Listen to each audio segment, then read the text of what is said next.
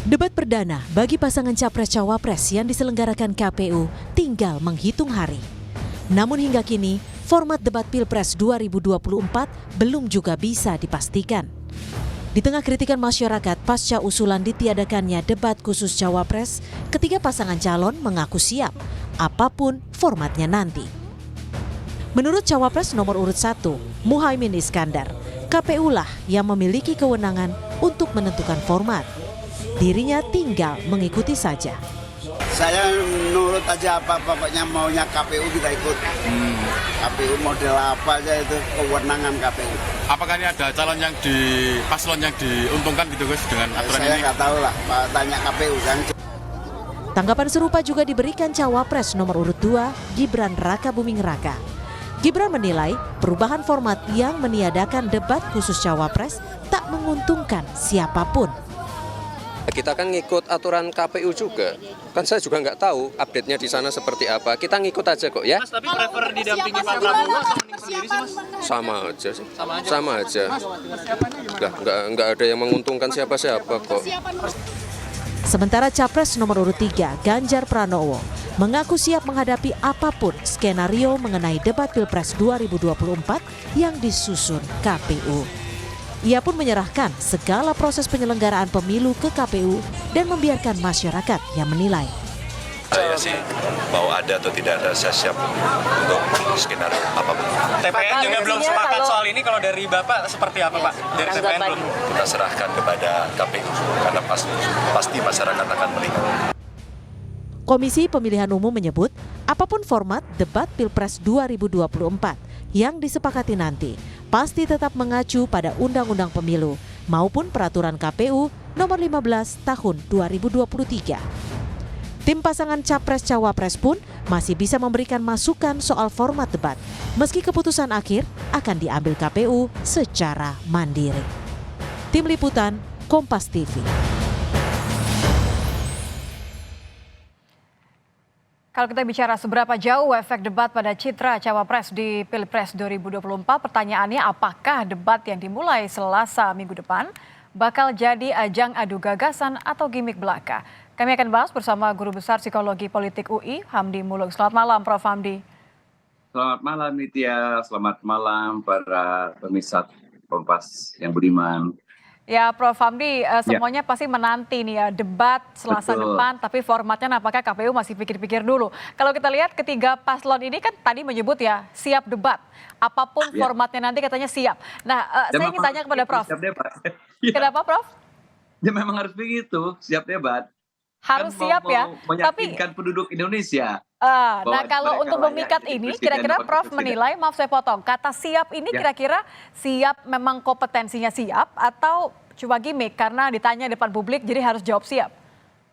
Oh iya, secara politis pun tetap siap, semua harus menjawab siap. Tapi maksud saya sebenarnya kan debat wacana-wacana ini menurut saya tidak terlalu perlu lah, maksudnya apakah siap nggak siap.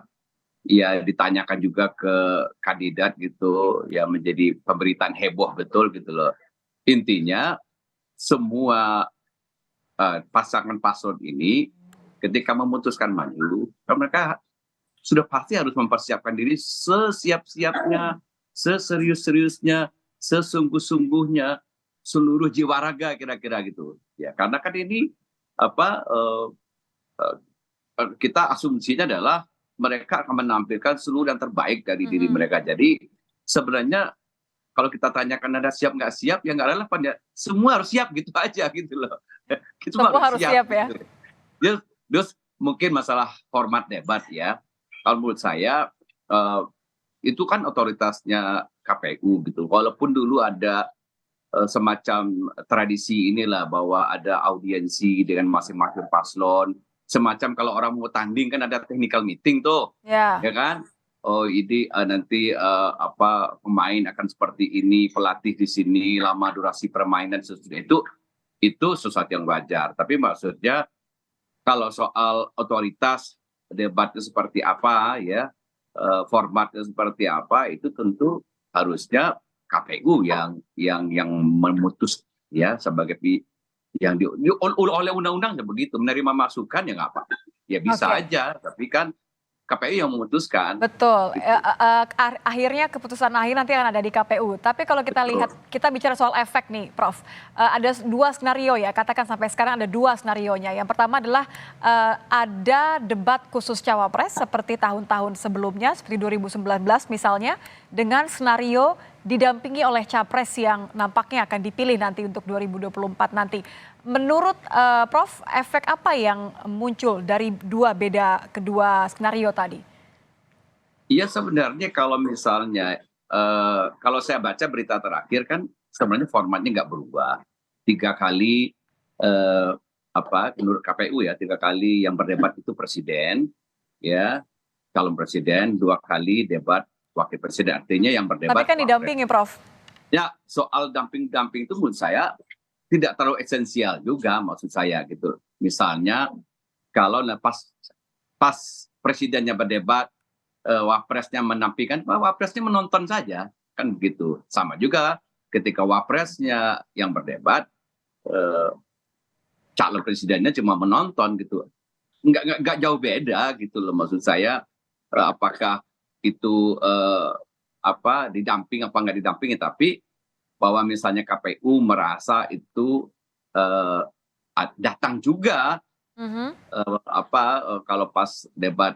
Jadi Presiden. efeknya akan sama saja menurut Prof selama memang mereka diberikan kesempatan begitu untuk bicara, didampingi atau tidak Kan didampingi. maksudnya yang berdebat di panggung kan nanti yang lagi jadi pihak yang berdebat. Jadi kalau debatnya presiden, ya wakil presidennya nonton kan gitu aja. Nanti juga kalau yang debatnya wakil presiden, calon presidennya nonton kan nggak boleh juga dia bantuin kayak gitu loh kira-kira. Ya kan?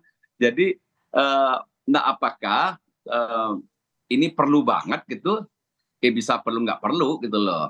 Nah saya nggak tahu juga alasan KPU misalnya apa gitu loh bahwa setiap kali debat itu pasangan ini datang berdua misalnya gitu. Apakah dasar pikirnya bahwa ya mereka kan namanya pasangan capres cawapres gitu loh. Oke. Jadi kalau ada debate gitu, ada alangkah baiknya misalnya walaupun yang debate presiden, cawapresnya nonton misalnya. Ya, kalau Jadi kalau sebaliknya Anda gitu. melihat, Prof, maaf saya lagi-lagi potong, kalau Anda melihat sebenarnya bagian debat ini seberapa besar efeknya kemudian terhadap pilihan publik, katakan aja seperti itu ya. Karena kan Anda sempat menyebut bahwa kampanye yang sebenarnya nih Tia, ini kan sudah berlangsung bahkan sebelum tanggal 28 November begitu. Ya kalau kita lihat data-data penelitian, data-data empiris di banyak tempat juga gitu loh. Debat itu sebenarnya kalau untuk pemilih-pemilih yang katakanlah sudah partisansip, core voter dari masing-masing calon itu sebenarnya sudah mantap lah. Jadi apapun debat itu nggak akan banyak mengubah gitu loh. Jadi estimasi misalnya saya baca di literatur berapa banyak gitu, mungkin juga di Indonesia mungkin memang tidak efek bahwa itu akan mengubah betul pilihan pemilih itu juga banyak juga, tapi bukan di situ menurut saya pentingnya debat itu. Pentingnya debat ini adalah rakyat Indonesia pengen tahu gitu loh apa sesungguhnya yang menjadi visi misi, menjadi program dan gimana detailnya gitu kan kita uji. Nah ini debat ini kan bagian dari uji publik gitu loh. Betul. Untuk apa yang akan mereka tawarkan kepada masyarakat Indonesia, bahwa misalnya dari segi efeknya ini secara empiris ya kita bicara ya, misalnya tidak banyak juga mengubah pilihan untuk pemilih-pemilih yang sudah core voter ya dari masing-masing paslon itu soal lain gitu ya.